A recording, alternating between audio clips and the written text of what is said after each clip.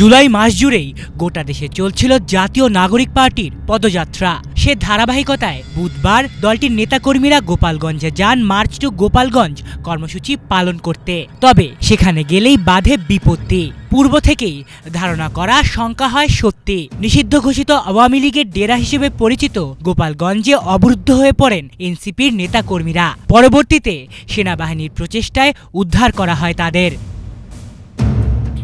গণহত্যায় অভিযুক্ত আওয়ামী লীগ কর্মীদের তাণ্ডবে বুধবার গোপালগঞ্জ শহর জুড়েই আতঙ্ক ছড়িয়ে পড়ে। কয়েকদিন ধরেই গোপালগঞ্জ কেন্দ্রিক সোশ্যাল মিডিয়ার বিভিন্ন পেজে এনসিপির সমাবেশ প্রতিহতের হুমকি দিয়ে আসছিল নিষিদ্ধ ঘোষিত এই সংগঠনের নেতাকর্মীরা। তাই সকাল থেকেই এনসিপির এই সমাবেশকে ঘিরে আইন শৃঙ্খলা বাহিনীও থাকে কড়া অবস্থানে।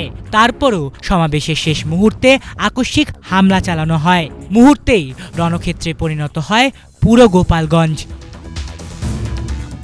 সমাবেশের পরপরই চারদিক থেকে ঘিরে ফেলা হয় এনসিপি নেতাকর্মীদের। কৌশলে আটকে দেয়া হয় তাদের গাড়ি, এমনকি পুলিশের গাড়িও। সশস্ত্র হামলার মুখে পড়ে পরিস্থিতি সামাল দিতে পুলিশ ফাঁকা গুলি ও সাউন্ড গ্রেনেড ছুড়লেও সেই প্রতিরোধ টেকেনি বেশিক্ষণ।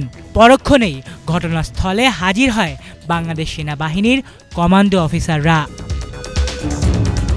এরপরই পরিস্থিতি স্বাভাবিক হলে সেনাবাহিনীর এপিসিতে করে কোনো মতে প্রাণ নিয়ে স্থান ত্যাগ করেন হাসনাত, সার্জিস, নাহিদরা। এই প্রথম নয়, গত এক বছরেও দেশের নানা প্রান্তে দেখা গেছে নিষিদ্ধ ঘোষিত ছাত্রলীগ আওয়ামী লীগের ঝটিকা মিছিল। হঠাৎ ভাঙচুর, চোরাগোপ্তা হামলার ঘটনাও ঘটেছে। গোপালগঞ্জের এই ঘটনাকেও সেই ধারাবাহিকতারই ভয়াবহ এক ক্লাইম্যাক্স মনে করছেন বিশেষজ্ঞরা।